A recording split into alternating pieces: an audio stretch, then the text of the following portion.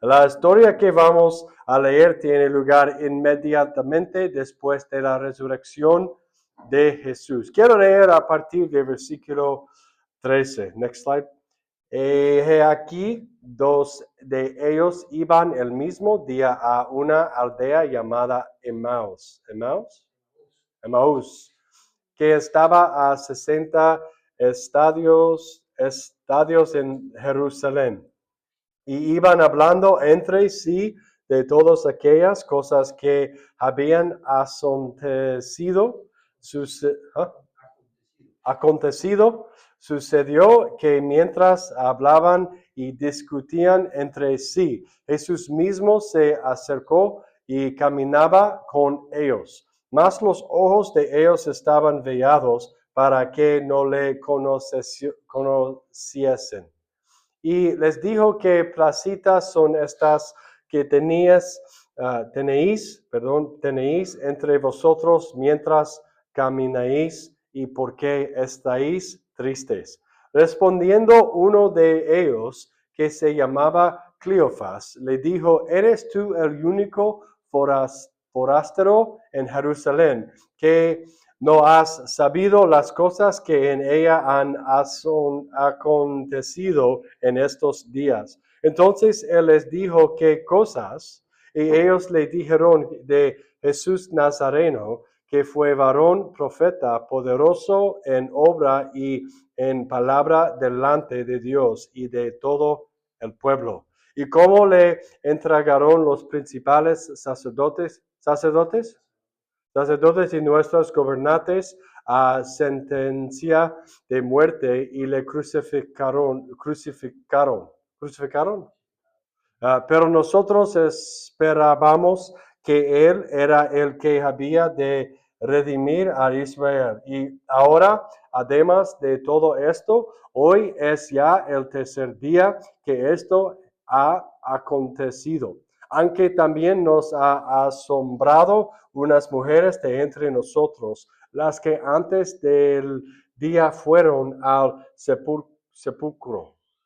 Y como no hallaron su cuerpo, vinieron diciendo que también habían visto visión de ángeles, quienes dijeron que él vive. Y fueron algunos de los nuestros al sepulcro y hallaron así como las mujeres habían dicho, pero a él no le vieron. Entonces él les dijo: oh insensatos y tardos de corazón para creer todo lo que profetas han dicho. ¿No era necesario que el Cristo padeciera estas cosas y que entrará en su gloria? Y comenzando desde Moisés y siguiendo por todos los profetas, les declaraba en todas las escrituras la que de él decían. Llegaron a la aldea a donde iban. Él hizo como que iba más lejos, mas ellos le obligaron a quedarse, diciendo: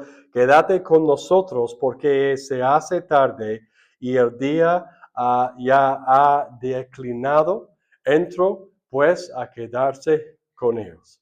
Empecemos pues a hablar de esto. La Biblia dice que los discípulos iban caminando. Uno de ellos se llamaba Cleofas, y del otro no se menciona el nombre. La Biblia continúa diciendo que aparece un hombre y comienza a conversar con ellos y se plantea una pregunta. Y tal y como se lee en la historia, la noticia de la muerte y entierro de Jesús era algo que todo el mundo en la región conocía. De aquí deducimos que no se trataba simplemente de un acontecimiento local, sino de algo de lo que toda la región estaba muy al corriente. Así pues, Jesús va disfrazado, o su rostro es irreconocible.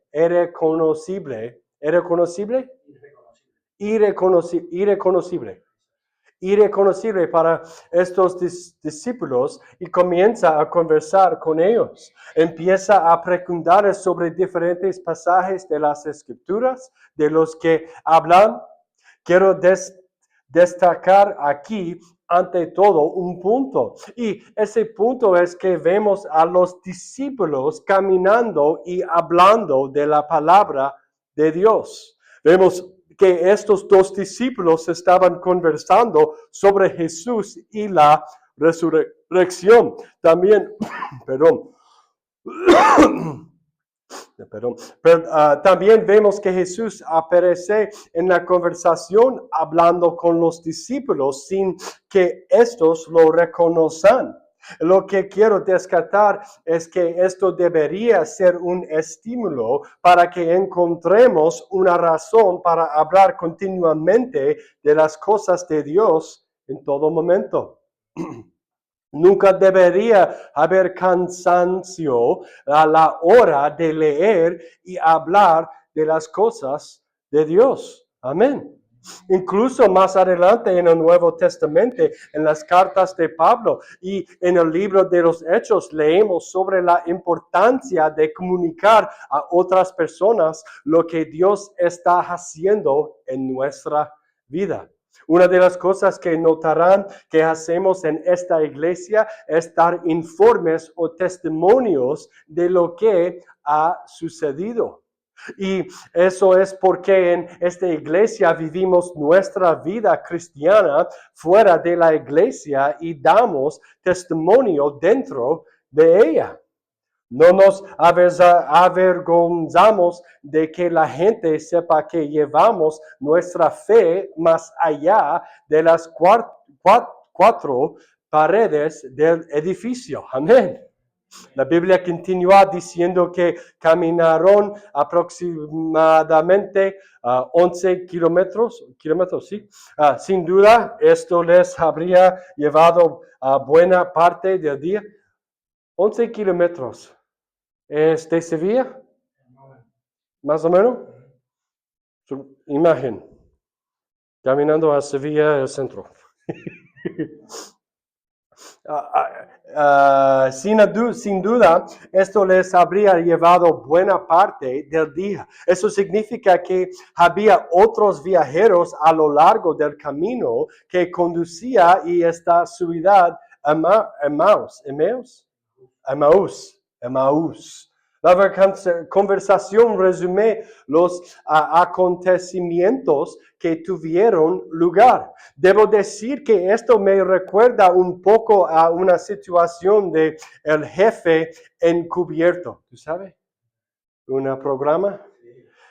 No estoy seguro de si ese programa de televisión se ha trasladado a España, pero hay un programa de televisión en Estados Unidos en el que el director general de una gran empresa se infiltra y trabaja donde lo hacen los empleados normales. Uno de los ejemplos, ¿tú sabes? Sí, uno de los ejemplos era una tienda de conveniencia muy popular. El director general quería entrar y ver qué hacían. Otro ejemplo eran los trabajadores de fábrica que trabajan para grandes corporaciones, se infiltraban y intentaban trabajar en la cadena de montaje, donde se encargaban del embalaje o fabricación de diferentes artículos. Y el director general hacía sin que los trabajadores supieran que formaba parte de un programa de televisión que estaba grabando a alguien para que se convirtiera en empresario. Y al final del programa, en el segmento que tienen, el jefe se sentaba en una sala con traje. Se quitaba el disfraz y el trabajador que pensaba que estaba trabajando con una persona normal que intentaba convertirse en empresario. Entraba y veía a esa persona sentada con un traje. El director general continuaba entonces describiendo su ética y trabajo y los buenos trabajadores que eran. El director general también les agradecía por señalar los pasos intermedios significativos. ¿Ah? Sí, y que estaban ocurriendo en la empresa.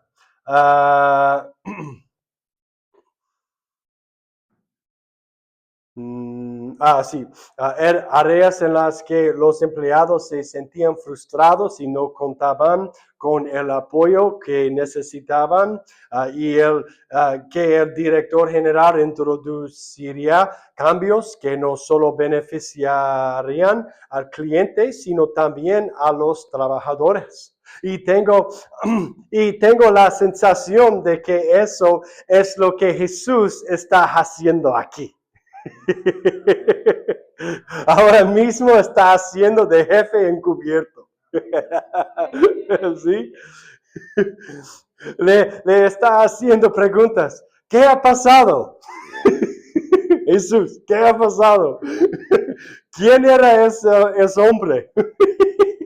Y está escuchando a estos discípulos que dan su respuesta y expresan su alegría y su opinión positiva sobre lo que sentían por Jesús. Y uno tiene la sensación de que estos dos discípulos incluso estaban dando testimonio ante aquel hombre. Supongo que se podría decir que a Jesús también le dieron testimonio. Y leemos que Jesús incluso llega a la ciudad con ellos. Jesús da la impresión de que va a seguir adelante, pero estos discípulos lo invitan a entrar y lo animan a pasar y a partir el pan. Este es el momento, obviamente, en el que la historia va a dar un giro y continuaremos leyendo en el versículo 30 dentro de un momento. We have verse 30 up here. Y aconteció que estando sentado con ellos a la mesa, tomó el pan y lo bendijo, lo partió y les dijo.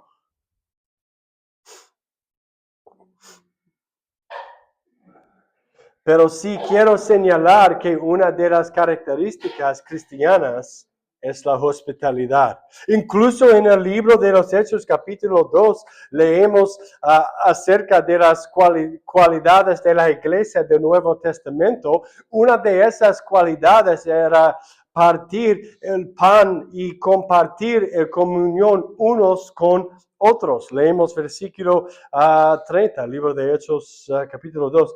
Y aconteció que estando sentado con ellos a la mesa, sí, ok. Ok. Y aconteció que estando sentado con ellos a la mesa, tomó el pan y lo bendijo, lo partió y les dijo. Entonces les fueron abiertos los ojos y le reconocieron, mas él se desapareció de su vista. Y se decían el uno al otro, no ardía nuestro corazón en nosotros mientras nos hablaba en el camino y cuando nos abría las escrituras. Y levantándose en la misma hora, volvieron a Jerusalén y hallaron a los 11 reunidos y los que estaban con ellos, que decían, ha resucitado el Señor verdaderamente y ha aparecido a Simón. Versículo 35. Entonces ellos contaban las cosas que les habían acontecido en el camino y cómo le habían reconocido al partir el pan. Debo decir que el don de la hospitalidad sin duda abrirá puertas. ¿Okay? Y eso es lo que vemos que ocurre en este texto. Los discípulos caminaron casi todo el día, testificaron a esta persona que no había oído hablar de los acontecimientos de Jesús y de su muerte y resurrección en la cruz. El hombre iba a seguir su camino y ellos lo invitaron a entrar para compartir una comida. Y entonces el hombre con el que caminaban y hablaban reveló de repente quién era. Y la Biblia dice que desapareció ante sus ojos. Permítanme decir que hay un poder real en la hospitalidad. La comida estaba tan buena que hizo desaparecer a Jesús. Es broma, ok. Los discípulos están ahora reflexionando sobre ese momento que vivieron con ese hombre misterioso que de repente se dieron cuenta de que era Jesús. Y lo que vemos aquí es que estos hombres están tan conmovidos por esta experiencia que su reflexión o su recuerdo de su suceso fue tan poderoso, que decidieran tras la comida emprender el mismo camino que acababan de recorrer y volver los 11 kilómetros para compartir el testimonio. Permiten compartir con ustedes algunas verdades sobre esta historia que extraemos de este texto. La primera verdad es que la hospitalidad abre puertas. Ya lo he expresado. Amén. Quiero decir que mi esposa y yo creemos firmemente que esta es la forma en que pensamos que la iglesia no solo se va a construir, sino que es una paz excéntrica para la iglesia. Queremos construir en esta ciudad. Esta hospitalidad y el hecho de abrir las puertas a la comunión serán una forma de ganarse el corazón de las personas. Amén. Incluso diría que algunos de los mejores momentos que he vivido en mi fe han surgido de la hospitalidad de las personas. Conocí a mi esposa en una reunión de comunión tras un evento de la iglesia. Fue a la casa de alguien que abrió sus puertas y nos invitó a entrar y tuve una conversación con mi esposa en aquel momento. Ella no lo era, pero fue gracias a la hospitalidad de otra persona conocí a mi esposa. Hospitalidad, las puertas abiertas. La segunda verdad que quiero compartir con ustedes es que cuando los discípulos hablaban con Jesús, reflexionaron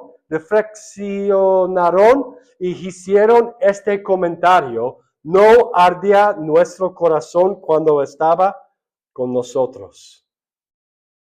Lo que eso me dice es que cuando invitamos a Jesús a participar en nuestras conversaciones,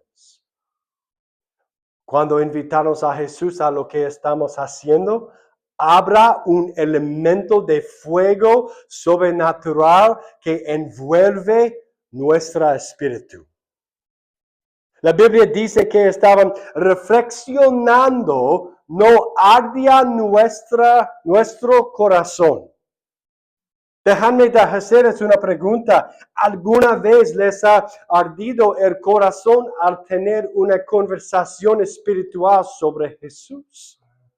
Puede decírselo ahora mismo como pastor. Para mí es muy fácil averiguar si alguien ha sido tocado por nuestro Señor y Salvador Jesús o no. Para mí es muy fácil distinguir si alguien ha sido tocado por el fuego del Espíritu Santo o no. Puedo decir que no es difícil, porque si su corazón ha ardido alguna vez al tener un encuentro con el Dios Altísimo, no es algo que puede simplemente callarse. He conocido a mucha gente de muchas religiones diferentes y lo único que distingue una relación con Jesús de una religión con Jesús es un corazón que arde cuando se tiene un encuentro con Él. Quiero decir que debería sentir algo en su interior. Eso indica que lo que sea que esté sucediendo en su interior no es natural, sino sobrenatural. Lo que sea que esté sucediendo en su interior durante esas conversaciones no es normal, sino extraordinario.